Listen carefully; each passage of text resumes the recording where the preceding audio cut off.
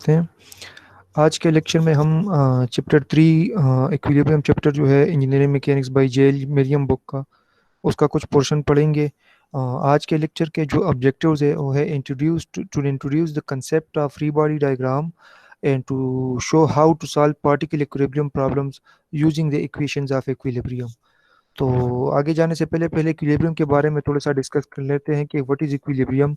Equilibrium means the state of a body in which there is no change in the translational motion as well as the rotational motion under the action of several forces acting together is called equilibrium।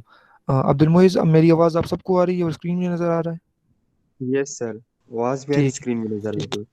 जी जी। अगर lecture के दौरान किसी time आपको screen नज़र ना आए तो इसका मतलब ये है कि मैं किसी और टैब पे किसी और टैब को मैंने ओपन किया हुआ है, तब उस वक्त आपको स्क्रीन नज़र नहीं आएगा।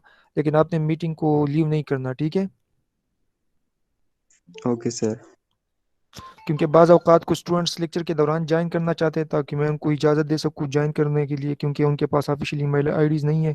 तो उस वक्त आप लोगों को स्क्रीन नज़र नहीं आएगा। मैं भी इस वक्त भी आपको स्क्रीन नज़र नहीं आ रहा हूँ, ठीक है? ठीक है सर। सर अभी नजर आ रही, ओके सर ठीक जी है। जी। अच्छा जी। तो इक्विलिब्रियम का मतलब ये है कि अगर आपके पास बॉडी जो है ये स्टेट ऑफ रेस्ट में है और ये under the action of force state of rest में ही रही, स्टेट ऑफ रेस्ट में ही रहे, या अगर आपके पास बॉडी जो है ये मोशन में है and under the action of several forces, ये आपके पास मोशन में ही रहे, तो आप कह सकते हैं कि this body is in equilibrium. It means कि a particle is in equilibrium if it is at rest, if originally at rest, or has a constant velocity if original in motion। Particle जो है ये हमारे पास equilibrium में है अगर वो rest में है, और ओरिजिनली भी ये रेस्ट हालत में है था। और अगर इसी तरह अगर की बॉडी जो है ये हमारे पास मोशन में है under the action of several forces, और वो उसी फोर्सेस जो under the action of several forces अगर वो फिर भी मोशन की हालत में है एक कांस्टेंट वेलोसिटी के साथ, so we can say that it is in equilibrium. और according to Newton first law ये है कि a body at rest is not subjected to any unbalanced forces। तो आपके पास एक है स्टैटिक इक्विलिब्रियम और एक है डायनेमिक इक्विलिब्रियम। तो स्टैटिक इक्विलिब्रियम का क्या मतलब है? स्टैटिक इक्विलिब्रियम मींस कि a body at rest and in equilibrium is said to be in state of static equilibrium. यानी अगर इसकी मिसाल क्या है, a book lying on a table. अगर आपके पास कोई बुक जो है, या आपके पास अगर कोई बॉडी जो है ये टेबल के ऊपर पड़ी हुई है, और इसी तरह किसी टेबल के ऊपर पड़ी है, तो अब इस बॉडी की जो वेट है वो डाउनवर्ड डायरेक्शन में एक्ट कर रही है, और जो रिएक्शन होगा इस टेबल का इसके ऊपर वो अपवर्ड डायरेक्शन में है।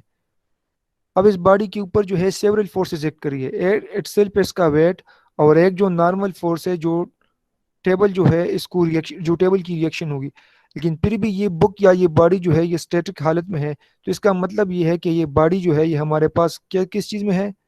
स्टैटिक इक्विलिब्रियम में। इसकी एक मिसाल एक और ये है कि आपके पास एक लैंप जो है, एक लैंप हैंगिंग फ्रॉम सीलिंग, ये भी आपके पास एक स्टैटिक इक्विलिब्रियम की एग्जांपल है। इसके बाद एक है डायनेमिक इक्विलिब्रियम। तो डायनेमिक इक्विलिब्रियम का क्या मतलब है कि body in equilibrium is said to be in state of dynamic equilibrium if it is moving with uniform speed along a straight line. इसकी मिसाल क्या है? An aircraft flying with constant velocity. अगर आपके पास किसी चीज़ की वेलोसिटी जो है ये आपके पास कांस्टेंट है, तो उसके ऊपर डिफरेंट फोर्सेस एक्ट करेगी। लेकिन फिर भी अगर उसकी वेलोसिटी जो है ये आपके पास कांस्टेंट है, तो इसका मतलब ये है कि under the action of several forces this body is in dynamic equilibrium. और इसकी मिसाल आपके पास एक और ही है कि एक paratrooper falling with constant terminal velocity. जिस तरह एक पैराशूट वाला अगर कोई बंदा हो और वो नीचे ज़मीन की तरफ आ रहा हो और उसकी एक कांस्टेंट वेलोसिटी के साथ हो, तो उसके उसके ऊपर डिफरेंट फोर्सेस अब उस पैराशूट के ऊपर एक्ट कर रही है, लेकिन फिर भी उसकी वेलोसिटी जो है ये कांस्टेंट है, तो ये आपके पास एक डायनामिक इक्विलिब्रियम की एग्जांपल है।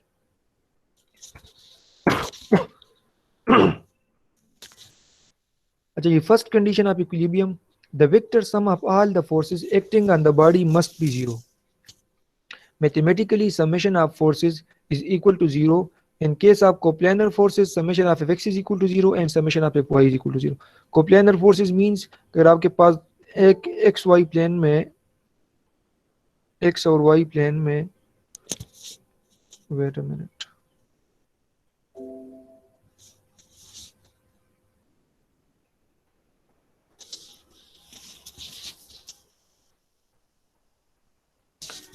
तो कोप्लेनर फोर्सेज मीन कि आपके पास एक प्लेन में अगर दो या दो से ज्यादा फोर्सेस एक्ट कर रही हो, या एक फोर्स अगर उसके दो कंपोनेंट्स हो, तो आपके पास कोप्लेनर फोर्स है। एक प्लेन में जो आपके पास फोर्सेज है वो आपके पास है कोप्लेनर फोर्सेज। फॉर एग्जांपल अगर आपके पास ये एक्स वाई की प्लेन है और इसमें डिफरेंट फोर्सेज जो है ये एक्ट कर रही है, तो these forces are coplanar forces as these lie in the same plane x and y.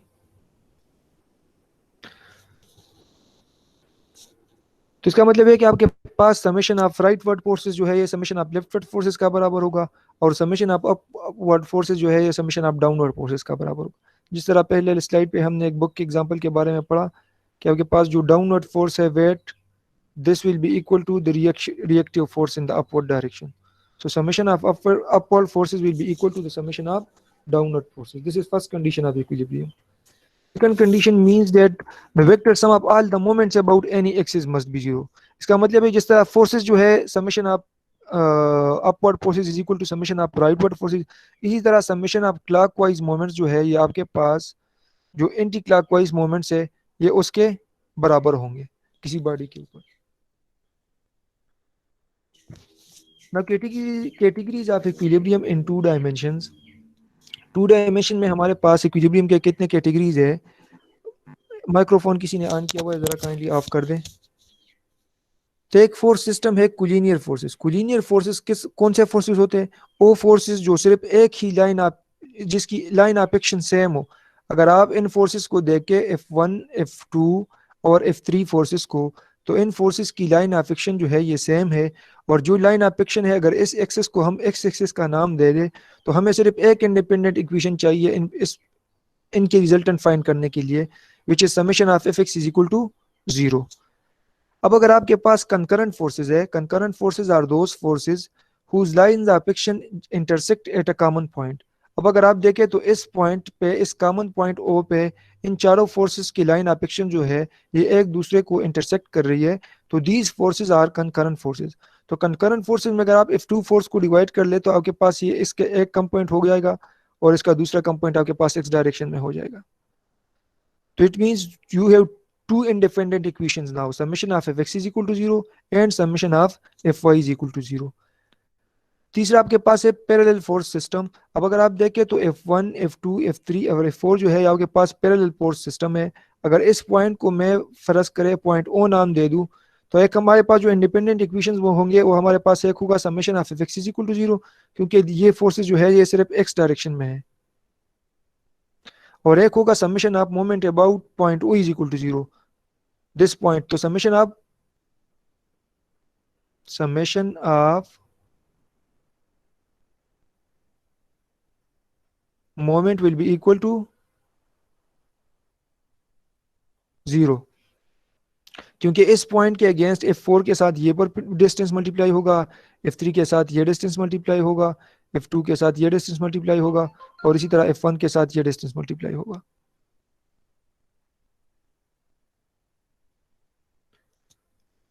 तो हमें हमारे पास जो इंडिपेंडेंट इक्वेशन होंगे वो दो होंगे, एक summation of F X is equal to 0 और एक होगा summation of moment is equal to 0 moment about Z direction. अगर इसी तरह आपके पास जी What mean by summation? जी What mean by summation? Summation means to add all the forces.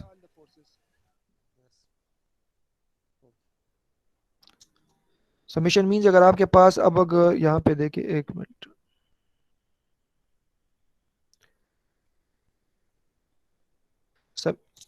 Summation means कि अगर आपके पास, अब अगर आप देखें तो आपके पास इन फोर्सेस के दो दो कंपोनेंट्स होंगे। F2 का एक कंपोनेंट होगा F2x, इसी तरह F3 का भी एक कंपोनेंट होगा इस डायरेक्शन में। F1 का आपके पास एक इस डायरेक्शन में होगा F1x, और इस डायरेक्शन में आपके पास होगा F4x। तो summation of fx is equal to 0 means that F2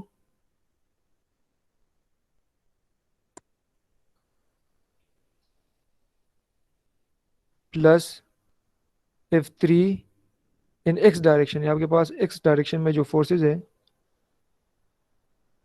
अब इसके बाद होगा माइनस, आपके पास होगा F1 का एक कंपोनेंट x डायरेक्शन में, और माइनस F4 का कंपोनेंट होगा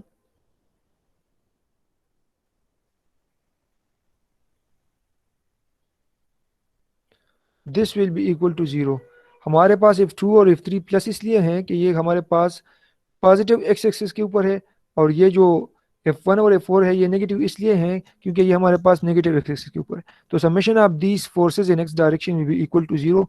similarly summation of these components of these y components in the y direction will be equal to 0। Parallel force system में हमें सिर्फ दो कंपोनेंट्स चाहिए। अगर आपके पास पैरेलल फोर्स जो है ये इस तरह पैरेलल फोर्स जो है ये आपके पास y डायरेक्शन में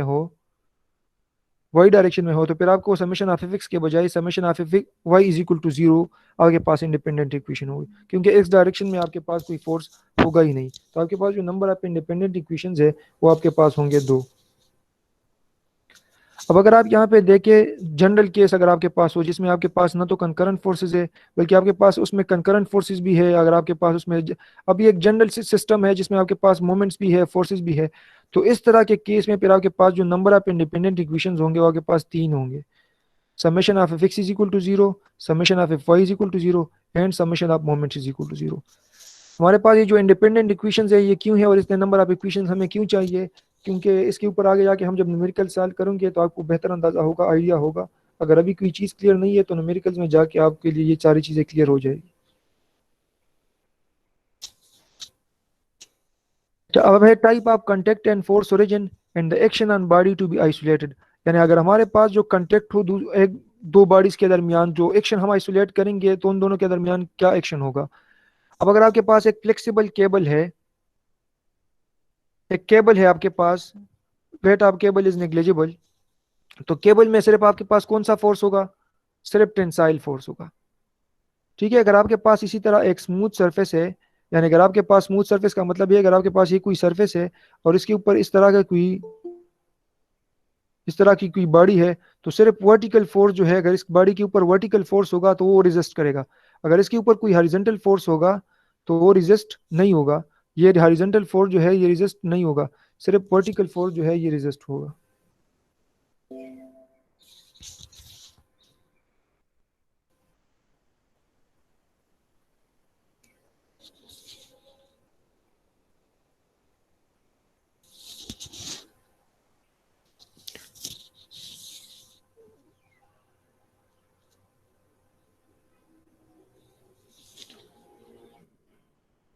अगर आपके पास स्मूथ के बजाय रफ सरफेस है, अगर रफ सरफेस है आपके पास तो रफ सरफेस में आपके पास अगर आपके पास इस तरह की कोई सरफेस है,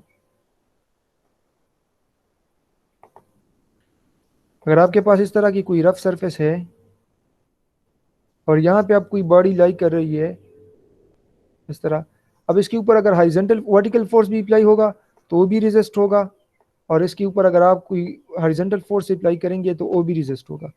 इसकी आपके पास अगर एक पिन कनेक्शन है, पिन कनेक्शन का मतलब अब इसके ऊपर इस तरह का कोई लोड अप्लाई होगा तो आपके पास ये इस फोर्स के दो कंपोनेंट्स होंगे, एक हॉरिजॉन्टल कंपोनेंट और एक इसका वर्टिकल कंपोनेंट। तो दोनों कंपोनेंट जो है ये पिन कनेक्शन जो है इन दोनों को रेजिस्ट कर सकता है। तो आपके पास जो एक्शन होंगे वो आपके पास दो होंगे, एक आर एक्स यानी एक्स डायरेक्शन में आपके पास जो रिएक्शन होगा और एक आर वाई जो कि वाई डायरेक्शन में आपके पास जो रिएक्शन होगा। अब अगर आपके पास कोई फिक्स सपोर्ट है तो फिक्स सपोर्ट के ऊपर आपके पास यानी अगर ये दो मेंबर्स है और इसके ऊपर यहाँ पे एक वेल्ड लगाया गया है तो आपके पास ये दोनों मेंबर जो है ये मुकम्मल तौर पर फिक्स्ड अटैच्ड है। तो इसके ऊपर अगर आप कोई वर्टिकल फोर्स जो है ये अप्लाई करेंगे तो ये वर्टिकल फोर्स जो है ये यहाँ पे रेजिस्ट होगा। अब अगर आपके पास और अगर इसके ऊपर कोई हॉरिजॉन्टल फोर्स एक्ट कर रही है इस डायरेक्शन में तो हॉरिजॉन्टल फोर्स जो है वो भी हमारे पास रेजिस्ट होगा, और इसके ऊपर जो अगर कोई अप्लाइड मोमेंट है या ये जो फोर्स वर्टिकल फोर्स जो है ये जो मोमेंट प्रोड्यूस करेगी इस मोमेंट ये मोमेंट भी रेजिस्ट करेगा ये सपोर्ट। तो आपके पास इस पे जो अननोन्स होंगे, जो एक्शंस आपके पास अननोन होंगे वो आपके पास हो गए तीन, एक एक्स डायरेक्शन वाला component R X, R Y और इसी तरह मोमेंट। ठीक है, तो आपके पास जो अननोन्स होंगे वो आपके पास होंगे तीन। इस तरह ग्रेविटेशनल अट्रैक्शन मींस कि कोई बॉडी का अगर आपके पास कोई वेट है तो वेट सिर्फ सिर्फ डाउनवर्ड डायरेक्शन में आपके पास वेट एक्ट करेगी, तो आपके पास जो सिर्फ एक्शन आप आइसोलेट करेंगे बॉडी का, उसका सिर्फ वेट होगा कि आपके पास जो वेट है वो आपके पास डाउनवर्ड डायरेक्शन में एक्ट कर रही है। अच्छा, अगर आपके पास स्प्रिंग है आपके पास, तो स्प्रिंग में आपके पास सिर्फ एक ही आपके पास एक्शन होगा जो आप आइसोलेट करेंगे, या तो आपके पास जो है ये टेंसाइल फोर्स होगा और या आपके पास कंप्रेसिव फोर्स होगा। टेंसाइल और कंप्रेसिव फोर्सेस के बारे में अगर आपको इल्म नहीं है तो उसको थोड़ा सा डिस्कस कर लेते हैं। टेंसाइल फोर्स मीन अगर आपके पास ये कोई मेंबर है और इसके ऊपर इस डायरेक्शन में कोई फोर्स अप्लाइड है अपवर्ड डायरेक्शन में,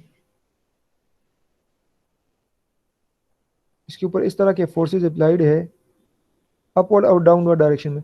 अब ये दो फोर्सेस जो है ये इस मेंबर को इलांगेट करने की कोशिश करेगा, स्ट्रेच करेगा। तो वो फोर्सेस जो आपके पास किसी मेंबर को इलांगेट करने की कोशिश करते हों, वो फोर्सेस आपके पास कौन से फोर्सेस होंगे? वो फोर्सेस होंगे टेंसाइल फोर्सेस।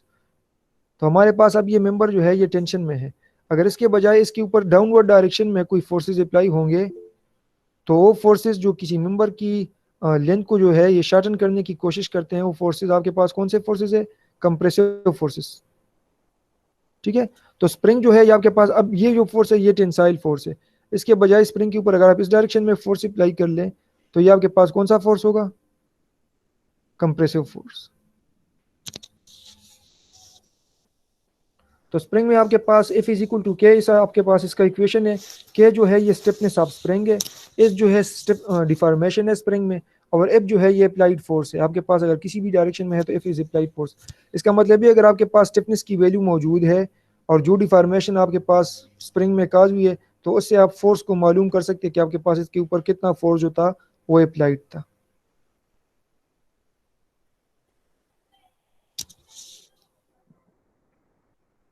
यानी अगर ये आपके पास एक अनडिफॉर्म्ड स्प्रिंग है, इसके ऊपर अगर आप डाउनवर्ड फोर्स अप्लाई करेंगे तो इसमें जो डिफॉर्मेशन है इस आपके पास वैल्यू ये है। अगर आपके पास ये फोर्स अगर इसमें कंप्रेसिव है तो आपके पास इसकी लेंथ जो है ये शॉर्टन हो जाएगी, तो आपके पास इसकी वैल्यू ये है। ठीक है, तो स्टिफनेस आपके पास मौजूद है, आपके पास डिफॉर्मेशन मौजूद है, तो stiffness multiply by deformation as F is equal to K, तो आपके पास फोर्स की वैल्यू आ जाएगी। इसके बाद एक केबल्स एंड पुलीज। स्प्रिंग जो है ये आप टेंसाइल फोर्स और कंप्रेसिव फोर्स दोनों रिजिस्ट करती है, लेकिन केबल जो है ये सिर्फ और सिर्फ टेंसाइल फोर्स रिजिस्ट करेगी। केबल्स मीन्स रस्सी। एक रस्सी को आप खींच सकते हैं लेकिन आप उसको पुश नहीं कर सकते, उसको कंप्रेस नहीं कर सकते।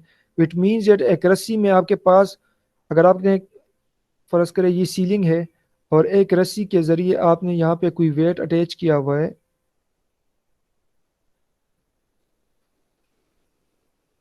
ये वेट जो है ये डाउनवर्ड डायरेक्शन में एक्ट करेगी,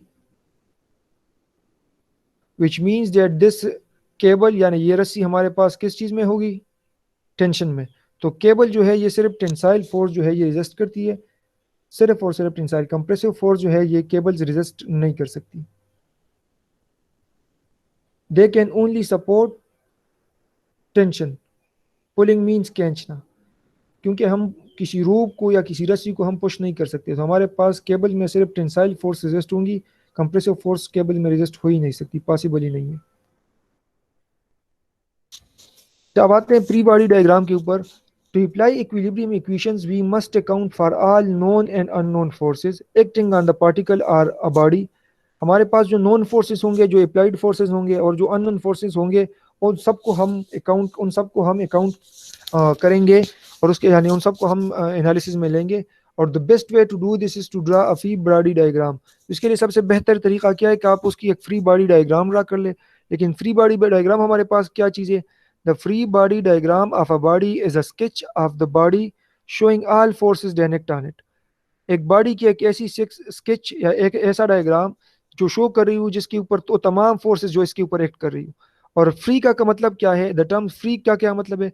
free means that all the supports have been removed and replaced by the force reactions that they exert on the body। तो जितने भी हमारे पास सपोर्ट्स है उनको हम रिमूव करेंगे और जो फोर्सेस वो एग्जर्ट करेंगे बॉडी के ऊपर उनको हम अपने फ्री बॉडी डायग्राम में शो करेंगे। सर ये रिपीट कर सकते हैं फ्री बॉडी डायग्राम दोबारा?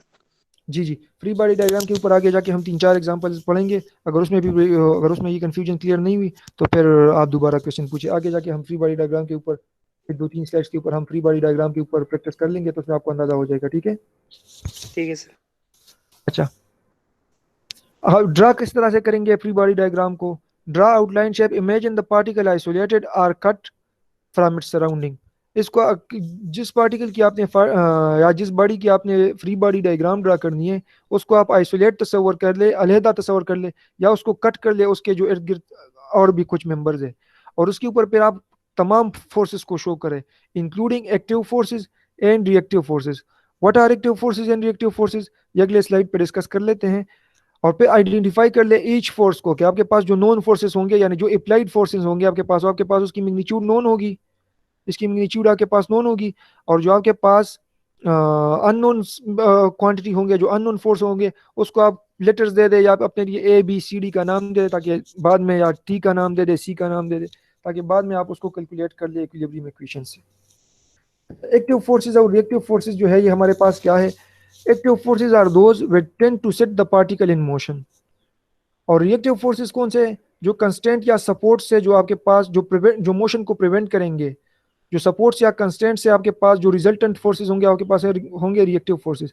इसकी मिसाल ये है कि अगर आपके पास ये कोई बीम है और ये इस सपोर्टेड है, यहाँ पे हमारे पास है एक हिंज सपोर्ट को आप पिन सपोर्ट भी कह सकते हैं, और यहाँ पे हमारे पास है एक रोलर सपोर्ट। तो रोलर सपोर्ट मींस कि ये जो सिर्फ है वर्टिकल रिएक्शन को रेजिस्ट करेगा, और हिंज सपोर्ट मींस कि वर्टिकल रिएक्शन के साथ साथ पेन सपोर्ट और हाइंज सपोर्ट हॉरिजॉन्टल रिएक्शन को भी रेजिस्ट करेगा। अब अगर इस बीम के ऊपर ये हमारे पास कोई अप्लाइड फोर्सेस हैं, तो दीज फोर्सेस आर, ये फोर्सेस कौन से हैं हमारे पास? These applied forces are active forces. और जो हमारे पास रिएक्टिव फोर्सेस है, जो रिएक्शन सपोर्ट से हमारे पास एराइज हुई है, तो ये हमारे पास ये जो इनसर्कल्ड फोर्सेस है, these are reactive forces, and these uncircled forces are active forces. ये हमारे पास एक एग्जांपल है, the sphere has a mass of 6 kg। इस स्फीयर का जो मास है ये हमारे पास है 6 kg and is supported as shown. Draw a free body diagram of the sphere cord CE and knot CE. Sphere का हम फ्री बॉडी डायग्राम ड्रा करेंगे, इस स्फीयर का। कार्ड सी का फ्री बॉडी डायग्राम करेंगे। कार्ड सी का मतलब ये कि ये जो मेंबर है हमारे पास ये, और इसके बाद नॉट सी, नॉट का मतलब ये है कि आपके पास ये जो पॉइंट सी है, ये जो जंक्शन है जिसके ऊपर ये तीन मेंबर जो है ये जॉइंटेड है, इसका हम फ्री बॉडी डायग्राम ड्रा करेंगे। तो इसका फ्री बॉडी डायग्राम हमारे पास किस तरह से होगा? तो हमारे पास स्फीयर के ऊपर जो है ये हमारे पास कौन कौन से फोर्सेस जो है ये एक्ट कर रही है? इसका वेट, स्फीयर का जो वेट है वो डाउनवर्ड डायरेक्शन में एक्ट कर रही है। स्फीयर का वेट जो है हमारे पास मास गिवन है, तो मास के साथ आप ग्रेविटेशनल एक्सेलरेशन को मल्टीप्लाई कर ले तो आपके पास इसकी वेट आ जाएगी। तो इसके ऊपर एक हमारे पास वेट एक्ट कर रही है, और एक इसके ऊपर जो टेंसाइल फोर्स होगा मेंबर सीई में, यानी इस मेंबर में जो है ये टेंशन प्रोड्यूस करेगा, ये वेट जो डाउनवर्ड डायरेक्शन में एक्ट कर रहा है। तो इसके ऊपर जो फोर्सेस होंगे, एक इसका फोर्स जो डाउनवर्ड डायरेक्शन में, तो ये आपके पास अब फ्री बॉडी डायग्राम नहीं है, क्योंकि इसमें आपने बॉडी को शो किया हुआ है। आपने इसकी फ्री बॉडी डायग्राम आप इस तरह से ड्रा कर सकते हैं कि आपके पास ये आप एक पॉइंट कंसिडर कर लें, या आप इस तरह का कोई सर्कल कंसिडर करें, बस उस सर्कल के ऊपर आप फिर अपने फोर्सेस को शो करें, जो एक्टिव और रिएक्टिव फोर्सेस है, जो नोन और अननोन फोर्सेस है। अब हमारे पास नोन फोर्स जो है ये हमारे पास ये W है, और ये हमारे पास जो ये फोर्स है हमारे पास ये अननोन है, ठीक है। तो हमारे पास ये इसका फ्री बॉडी डायग्राम बन जाएगा। ये इसका फ्री बॉडी डायग्राम, आप एक सर्कल कंसिडर कर ले, या सिर्फ एक पॉइंट को आप कंसिडर कर ले कि हमारे पास एक पॉइंट है, इसके ऊपर हमारे पास ये दो फोर्सेस जो है ये अप्लाई हो रही है। अब इसके बाद कार्ड सी, कार्ड का मतलब ये, card means a member, a cylinder member, जिसकी डायमेंशन, जिसकी आपके पास सी जो है ये आपके पास कार्ड है। कार्ड किस चीज को कहते हैं? कार्ड ओ मेंबर। अब इसकी जो लेंथ है हमारे पास, आपके पास अगर कोई इसकी लेंथ जो है, अगर आपके पास एक ऐसा मेंबर जिसकी लेंथ जो है आपके पास इसके क्रॉस सेक्शनल एरिया से बहुत ज़्यादा हो, यानी इसके जो क्रॉस सेक्शनल डायमेंशन है उस क्रॉस सेक्शनल डायमेंशन के रिलेटिव आपके पास इसकी लेंथ बहुत ज़्यादा है, तो इस तरह के मेंबर को आप कार्ड कह सकते हैं, ठीक है। तो जो कार्ड का फ्री बॉडी डायग्राम होगा तो आप इस तरह से ड्रा कर सकते हैं। आप अपने लिए एक पॉइंट ड्रा कर ले या एक सर्कल ड्रा कर ले, तो उसके ऊपर दो फोर्सेस होंगी।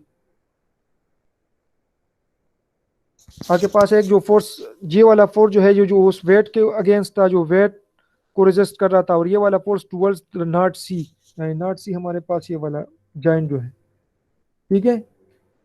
इसके बाद अगर आप नॉट सी का फ्री बॉडी डायग्राम ड्रा कर ले, नॉट सी का, तो नॉट सी में हमारे पास एक फोर्स जो हम डाउनवर्ड डायरेक्शन में शो करेंगे, ये हमारे पास कौन सा फोर्स था, force of cord C E acting on knot C के ऊपर। एक हमारे पास ये फोर्स एक्ट कर रहा है, एक फोर्स जो है ये सी डी है, और एक सी बी ए है, सॉरी सी बी सिर्फ नाम दे दे, जरा फिगर को देख लिया आप। तो सी पॉइंट के ऊपर, नॉट के ऊपर हमारे पास कौन कौन से फोर्सेज है, एक ये फोर्स है सी ई, एक फोर्स जिसको हम सी डी नाम देंगे, और एक फोर्स जिसको हम सी बी नाम देंगे। तो हमारे पास फ्री बॉडी डायग्राम में, आप फ्री बॉडी डायग्राम को ड्रा करने का क्या तरीका है कि आपके पास जितने भी नोन और अननोन फोर्सेज है उसको आप शो करें, उस बॉडी या पार्टिकल को आप एक पॉइंट कंसिडर कर ले, और जो सपोर्ट्स होंगे वो आप रिमूव करेंगे और उसको रिप्लेस करेंगे जो जो सपोर्ट की वजह से जो फोर्स आपके पास राइज होगा। अब अगर आप इसको देख ले, तो इसमें हमने सब चीजें एक्सक्लूड की हुई है, सपोर्ट्स को भी एक्सक्लूड किया हुआ है, सिर्फ हमने एक पॉइंट को कंसीडर किया हुआ है, और उसके ऊपर जो हमारे पास नंबर ऑफ फोर्सेस एक्ट कर रही है, ये हमारे पास अब उसकी एक फ्री बॉडी डायग्राम बन गई है। फ्री बॉडी डायग्राम की जिसको समझ नहीं आई थी, अगर अब क्लियर है उनको तो ठीक है, अगर अभी भी क्लियर नहीं है तो दोबारा क्वेश्चन पूछे।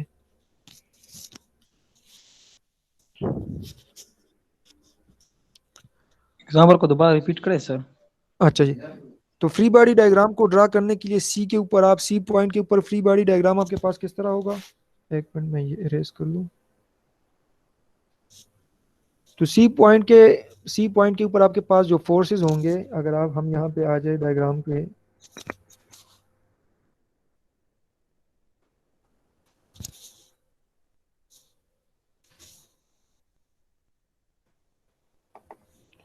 तो अगर सी पॉइंट को आप देख ले, तो सी पॉइंट के ऊपर, इस पॉइंट के ऊपर हमारे पास कौन कौन से फोर्सेस होंगे, एक ये फोर्स होगा फोर्स सी डी, इसको आप नाम दे रहे एफ,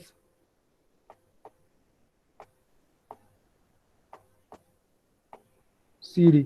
इसी तरह आपके पास एक फोर्स होगा ये एफ सी ई, और इसी तरह एक आपके पास होगा एफ सी बी फोर्स। तो इस पॉइंट के ऊपर हमारे पास तीन फोर्सेस जो है ये एक्ट कर रही है, उन तीनों फोर्सेस को यहाँ पे आप शो कर ले। जो हमारे पास जो सपोर्ट्स वगैरह थे, यानी ये जो सपोर्ट्स थे, ये एक सपोर्ट है, ये भी एक सपोर्ट है, उन सपोर्ट को हमने रिमूव किया हुआ है और उन सपोर्ट को हमने फोर्सेस से रिप्लेस कर दिया, तब ये हमारे पास एक फ्री बॉडी डायग्राम बन गई है नॉट सी की। Is it clear now? Yes sir, clear हो गए। ठीक है। Yes sir. अच्छा, ये कोई एक दूसरा एग्जांपल है आपके पास के, अगर आपके पास ये एक इंजन है जो आपके पास इन केबल्स के थ्रू सपोर्टेड है, तो अब इसकी जो फ्री बॉडी डायग्राम होगी हम किस तरह से ड्रा करेंगे। ये अब हमारे पास फ्री बॉडी डायग्राम नहीं है, क्यों? क्योंकि इसमें जो सपोर्ट्स वगैरह है वो अभी भी आपके पास मौजूद है। अपनी आसानी के लिए आप सिर्फ नॉन फोर्सेज और अननोन फोर्सेज को इंक्लूड करें, तब अब ये हमारे पास फ्री बॉडी डायग्राम है पॉइंट ए का। अगर पॉइंट ए का हम फ्री बॉडी डायग्राम ड्रा करें, तो पॉइंट ए के ऊपर हमारे पास ये फोर्सेज होंगे, T force towards D direction, जो वेट होगा हमारे पास, की जो हमारे पास वेट है इस इंजन की,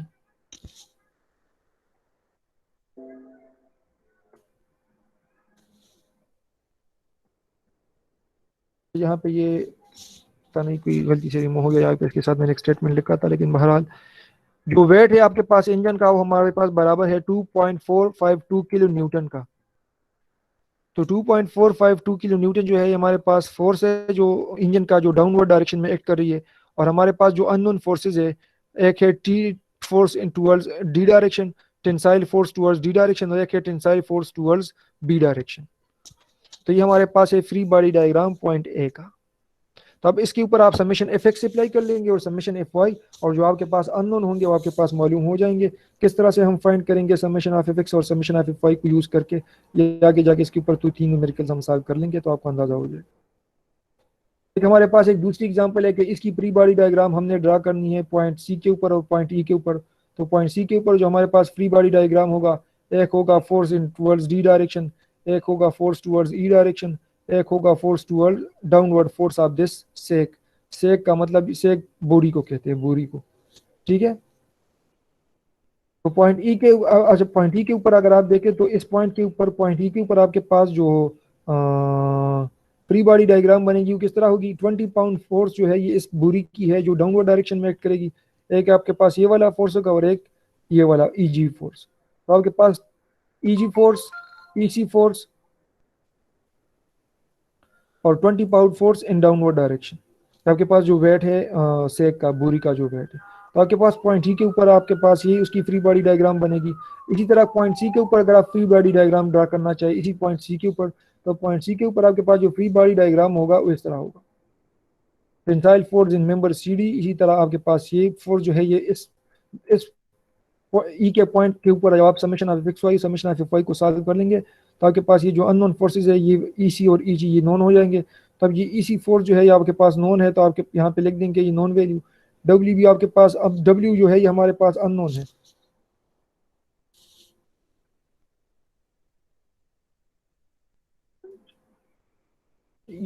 चलिए अब ये फ्री बॉडी डायग्राम है, अब इसके आगे जाके इसके ऊपर ये वैल्यूज यहाँ पे लिखी होंगी। एक मिनट, यहाँ पे हमारे पास यहाँ पे कि 20 पाउंड जो है ये हमारे पास नॉन फोर्स है और जो हमारे पास वेट बी है जो पॉइंट ये बुरी है ये जो सेक है इसकी वेट हमारे पास जो है ये अननोन है, या हमने फाइंड करनी है। या आगे जाके इस न्यूमेरिकल में हम फिर फाइंड कर लेंगे कि इस तरह से हमने इस बुरी का जो वेट है ये फाइंड करना है। ठीक है, तो this is a practice of free body diagram के आप फ्री बॉडी डायग्राम को आप किस तरह से ड्रा करेंगे। ठीक है, आपके पास अगर आप इसको देख ले सी और ई के दरमियान जो आपके पास ये मेंबर है तो सी पॉइंट के ऊपर ये फोर्स जो है ये मेंबर अप्लाई करेगा। तो ये जो कार्ड सी ई मेंबर है, कार्ड सी ई का फोर्स जो है ये हमारे पास कार्ड सी का फोर्स जो रिंग के ऊपर एक्ट कर रहा है इस रिंग सी के ऊपर, और ये उसका रिएक्टिव फोर्स होगा। ये कौन सा फोर्स होगा, रिंग सी का फोर्स होगा कार्ड के ऊपर, यानी इस रिंग के ऊपर ये कार्ड जो है ये इस डायरेक्शन में फोर्स अप्लाई करिए तो आपके पास एज ए रिएक्शन जो है ये रिंग इस डायरेक्शन में यानी अपोजिट डायरेक्शन में एक फोर्स अप्लाई करेगी। यानी न्यूटन थर्ड लॉ है यहाँ पे एक्शन और रिएक्शन। इसका भी आप फ्री बॉडी डायग्राम के ऊपर प्रैक्टिस कर ले कि ए पॉइंट के ऊपर हम फ्री बॉडी डायग्राम किस तरह से ड्रा करेंगे। ये हमारे के पास एक लैंप है जो सपोर्टेड है, वेट डाउनवर्ड डायरेक्शन में होगा, एक फोर्स इस डायरेक्शन में और एक फोर्स इस डायरेक्शन में। ये इसका फ्री बॉडी डायग्राम बन जाएगा। Coplanar force system, coplanar force means कि आपके पास फोर्स जो है एक प्लेन में लाई कर रही हो तो आपके पास summation of F X is equal to 0 होगा और summation of F Y is equal to 0 होगा। अभी हमारे पास ये फोर्स सिस्टम आपको नजर आ रहा है, ये कौन से फोर्सेज है, ये फोर्स जो है ये हमारे पास कंकरेंट भी है और कोप्लानर फोर्स भी है। कोप्लानर फोर्सेज इसलिए क्योंकि ये वाई और एक्स प्लेन में लाई कर रही है तो these forces are coplanar forces. और ये फोर्सेज जो है ये कंकरेंट भी है। कंकरेंट इसलिए है क्योंकि इन सब फोर्सेज का जो लाइन ऑफ एक्शन है वो इस पॉइंट को इंटरसेक्ट कर रही है। ठीक है, तो हमारे पास सिर्फ दो इंडिपेंडेंट इक्वेशन चाहिए इस तरह के प्रॉब्लम्स को सॉल्व करने के लिए। एक हमें चाहिए समेशन ऑफ एफ एक्स और एक हमें चाहिए समेशन ऑफ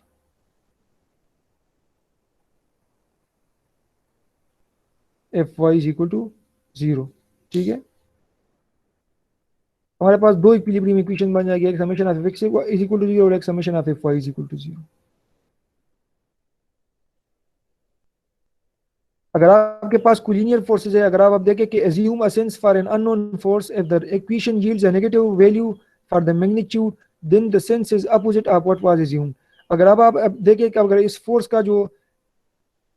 को अगर आप एज्यूम कर ले कि हम आपके पास सेम डायरेक्शन इस डायरेक्शन में है जिस जहाँ पे आपके पास ये 10 न्यूटन फोर्स जो आपने अप्लाई किया है, तो 10 न्यूटन फोर्स जो आपने अप्लाई किया है इसके रिएक्शन जो है ये अपोजिट डायरेक्शन में होना चाहिए। लेकिन अगर आपने ये एज्यूम कर दिया उसी की डायरेक्शन में तो कोई इशू नहीं है, क्योंकि लास्ट में आपके पास जो रिजल्ट है अगर वो नेगेटिव आया तो नेगेटिव का मतलब ये होगा कि आपने जो डायरेक्शन एज्यूम किया है वो गलत है और उस डायरेक्शन को आप अपोजिट कंसिडर कर लें। अब यहाँ पे अगर आप देखें तो एफ और 10 दोनों सेम डायरेक्शन में है, पॉजिटिव एक्सिस की डायरेक्शन में, तो this F plus 10 will be equal to 0, तो F will be equal to -10। अब नेगेटिव साइन का क्या मतलब है कि हमारे पास जो एफ फोर्स का जो सेंस डायरेक्शन हमने एज्यूम किया था ये हमारे पास गलत था, इसकी जो सही डायरेक्शन है आपके पास ये।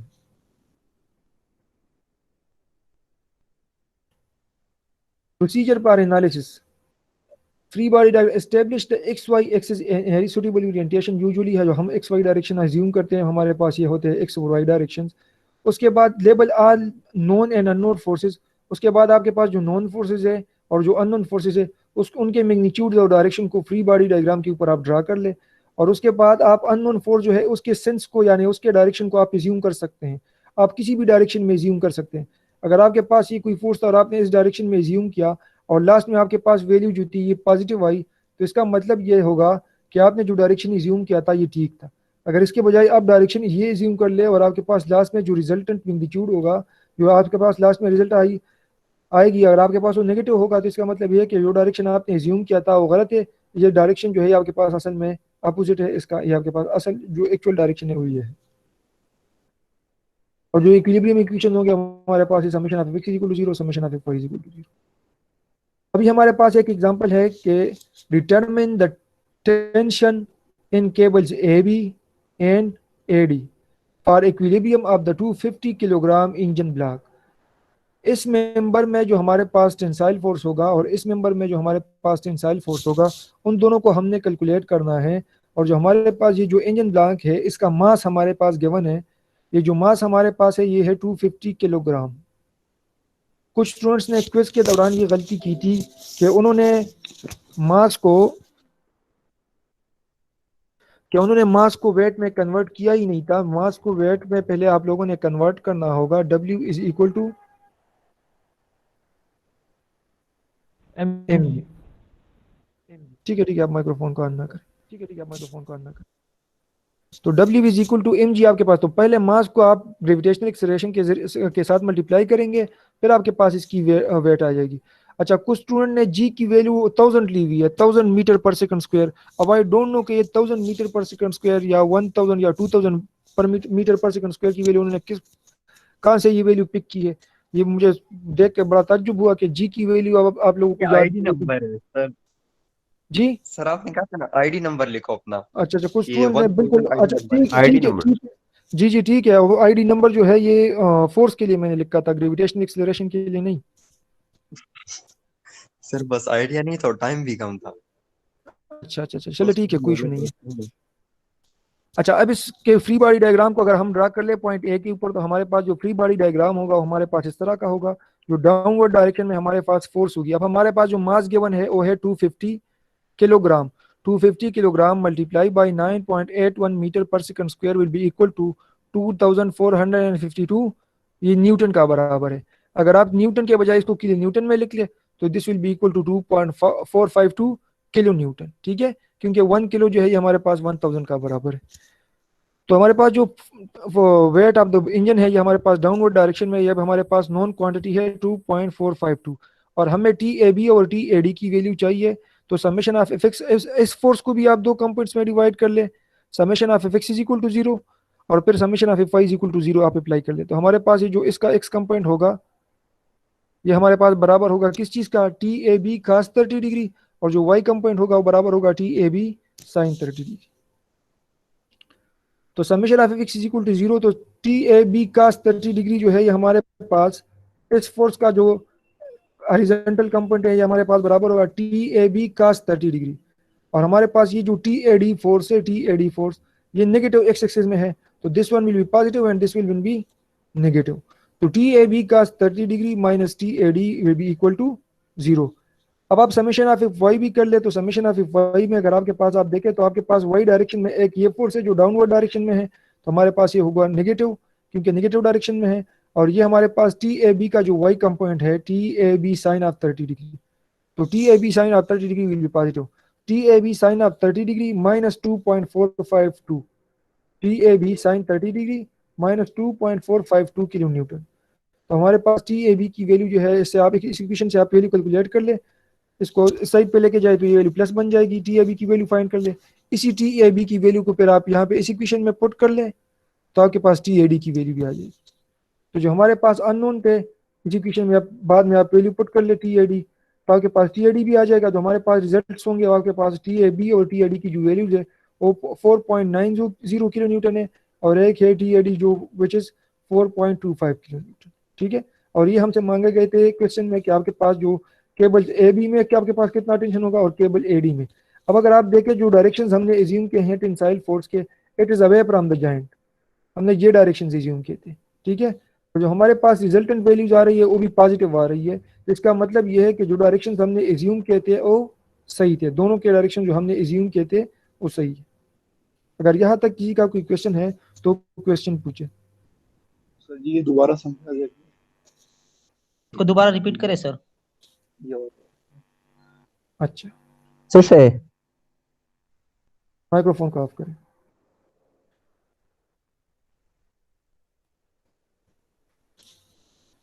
हमारे पास जो है इंजन का वेट जो है ये डाउनवर्ड डायरेक्शन में एक्ट कर रही है, और जो हमारे पास अननोन फोर्सेस है, tensile force in towards AD and tensile force in AB.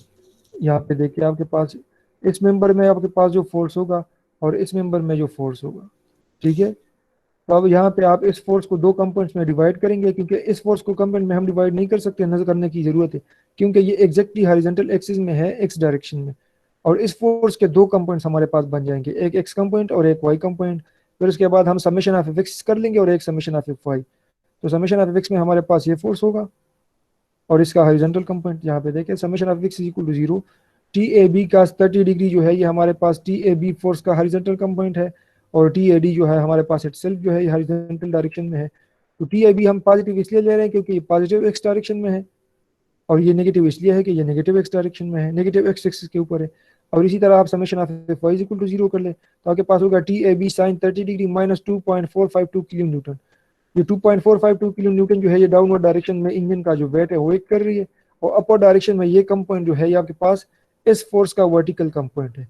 तो इस फोर्स का वर्टिकल कंपोनेंट आपके पास बराबर होगा T A B sine of 30 degree. तो T A B sine of 30 degree, तो इससे आप टी ए बी की वैल्यू को फाइंड कर ले इस इक्वेशन से, माइनस 2.452 को इस साइड पे लेके आए तो ये प्लस होगा, साइन 30 की वैल्यू 0.5 है, तो 0.5 इस दोनों साइड से 0.5 को डिवाइड कर ले तो आपके पास जो रिजल्ट होगा वो आपके पास आ जाएगा T A B is equal to 4.904 kilometre. अब इसी टी ए बी की वैल्यू को आप इस इक्वेशन में पुट कर ले यहाँ पे, तो टी ए बी की वैल्यू जब आप इस इक्वेशन में पुट करेंगे तो आपके पास टी ए डी की वैल्यू आ जाएगी। तो these are the required tension in member A B and member A D, दोनों के रिजल्ट्स पॉजिटिव है। इसका मतलब ये है कि डायरेक्शन हमने एज्यूम किया था वो हमारे पास सही था, करेक्ट था। Is it clear now? जी ये दोनों फोर्सेस यस है। सर। जी ये दोनों फोर्सेस है। जी ये दोनों टी ए फोर्सेज है बी। आपके पास। जी बिल्कुल, ये दोनों टेंसाइल फोर्सेज है मेंबर ए बी, इस मेंबर में ए बी और ए डी में, क्योंकि अगर इसमें इस डायरेक्शन में आपके पास ये,